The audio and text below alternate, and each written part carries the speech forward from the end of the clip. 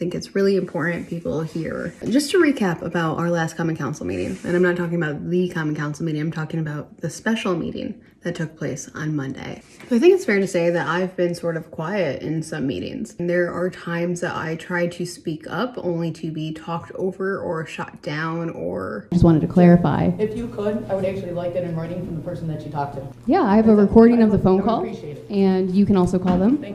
Just harassed for qualifying to vote at the wrong time, even though it's my second meeting in. You can't qualify your vote after the vote's taken. We do that all the time. Well, I'm just saying, point sorry. of order. Well, she's Over time, when that energy is so present in a council meeting from other council members, it can be really exhausting to just go in and just try to stay on task and stay productive. So even though I've taken some time off, I really wanted to jump on and explain to people, for those who have asked, I got a text from somebody saying, hey, why did you vote to leave that legislation in committee on Monday? And now what they're talking about is a special meeting that was called by Councilwoman Samantha Claus-Motesta. My question is, why did she even call a meeting to begin with? So for those of you who are confused, we have a lot to discuss, and mainly it's the legislation, but then also her behavior. I don't expect any of them to agree, which would be cool.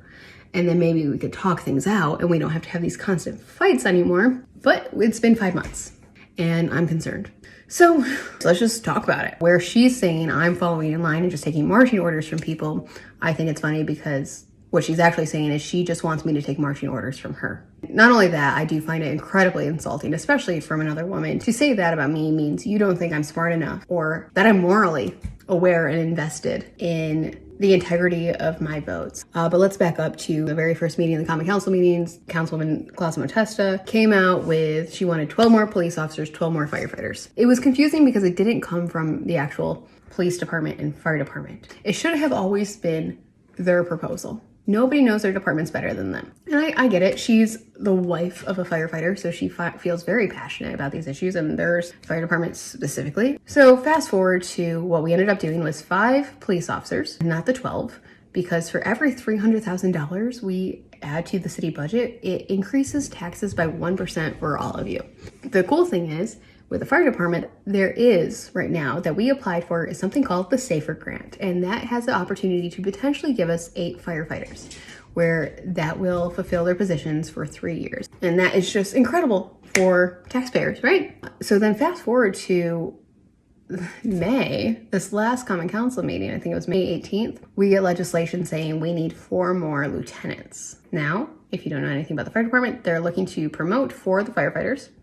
And we were fine with that because, we're paying for that anyways. Yeah, let's just give these guys the title and everything that comes with just actually being a lieutenant. So while I was for the concept of taking those 4 and giving them to the lieutenants right now, all the complement stays the same number because that doesn't change anything for taxpayers. Councilwoman Samantha Claus-Motesta made legislation that said, take the 4 firefighters, make them lieutenants, but keep the same amount of firefighters, meaning we would have to then find 4 and fill up those positions. So now we're adding 4 to the complement. We don't want to do that because we're still waiting on the information from the SAFER grant. And here's my take. Some people think it would jeopardize the SAFER grant if you start changing stuff now.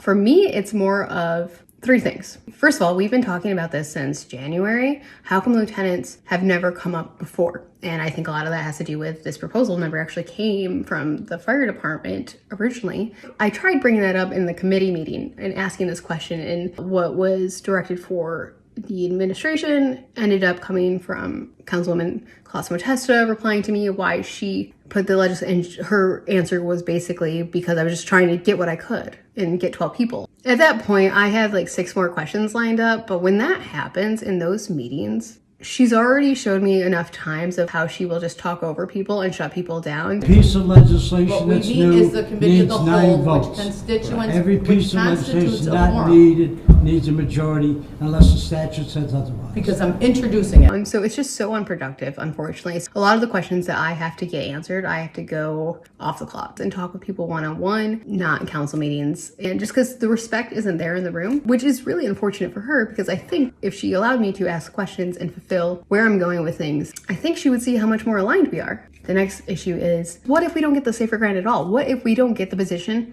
and the pay for the 8 firefighters? Do we add 4 more? Do we go back to the drawing board? Do we then need to say, hey, we only have this many funds. What do you think fire department is the most efficient use?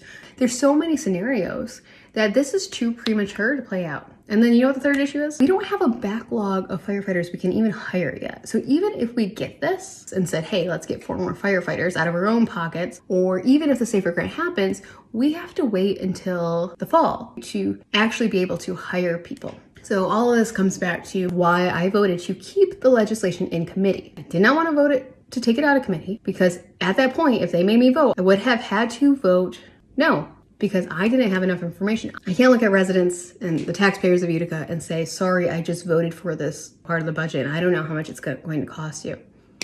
No. There might come down to we end up voting for it down the line anyway, but there are due processes when it comes to that. I want this to stop being so impulsive and disrespectful in meetings. The constant disrespect, and I don't mean that because I need to be treated a certain way, which, yes, I have boundaries and expectations of people, but if not for me, for the sake of productivity and efficiency, because the way the crosstalk continuously coming from Councilwoman Clausen-Tessa. Hey, no cross talk. No, it's bullying. It's bullying. All right, it's 4 again. It's All bullying. right, it's done. That's what it is. done. You're a bully. We should take training All on, right, no, on seriously. being a bully. I didn't bring, this is a special meeting, I didn't bring the gavel out. Just harassing people if it doesn't go her way and the side comments, that is not professional, and that's not what you see any other council chambers and how they conduct themselves across the country for this very reason, because you can't get a word in. I am very much team firefighters, team first responders. I think a lot of people are. I am not, though, about the disrespect and the chaos and the ego.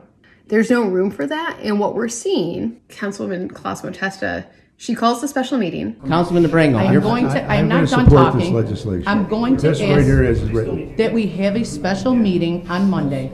Okay? Once it's introduced to the floor, I will make a motion in a second to call for a special meeting Monday to introduce this legislation so that it doesn't need unanimous support and you can vote however your little heart desires. How's that sound? And then we have the meeting, even though we're like, why are we doing this? We vote the stuff to stay in committee, and then she said, why'd you guys call a meeting? I'm pretty sure that we called the meeting tonight. We just wasted our time to explain their position of why we wasted. well, so no, hang Frank, on. honestly, we just called and wasted a whole meeting tonight. We didn't call the meeting, you did. I don't know what to do for you. So anyway, my whole point is there's no point in voting for that on Monday because it was all premature anyway. I'm on the page of like, let's get these guys lieutenants, but then she couldn't just settle with that. She had to go and try to increase the complement, even though she knew we weren't for that yet. Now you can stop asking me why I kept it in committee, and you can start asking her why she needed to grandstand on Monday. I don't know why. I'm with her on the main concepts of stuff. I just can't do it in the fashion that she wants. I can't be impulsive. I'm not going to be. I promise I would be a good steward of taxpayer money, and that's what I'm doing. If I don't qualify my votes enough in meetings, I will continue to provide avenues, but the more that Councilwoman Clausen-Tessa can present a little bit more respect and self-control and not replying to every moment that somebody has a question, because oftentimes they aren't directed at her. There's a lot of good, but there's also a lot of just old tactics that aren't serving Uticans. So that's where we're at. If you disagree, that's fine. I would just be slow to jump on people's bandwagons because you might be on the wrong one. Just ask yourself, how much of what you believe can you actually prove? Are things happening behind closed doors? Foil it. Did you ask the people directly? Did you hear other people's opinions? Can you actually prove people are falling in line with other voters? Or did you just not ask them how they think and feel? And it's easier to attack them and to make yourself feel and look better at the sake of everyone else. Still very much on board of trying to get these guys the lieutenants they need, and then hearing about the SAFER grant and what comes of that, because that's really exciting for the fire department. I'm also really hopeful that the communication on the actual council and in the meetings starts to clear up, because the disrespect and the chaos is just, it's absolute anarchy. So this is a long way to say that if you were confused about why I voted to keep legislation in committee on Monday, there was no ill intent. It was just based off of timing and not having all the information. Especially the other legislation, but that's a whole nother conversation. And in the meantime, I'm just still confused why we needed a special meeting for that at all. So yeah, I agree. It was a waste of time. So thanks. If you have questions, let me know as always, or hit up katieforutica.com. Bye.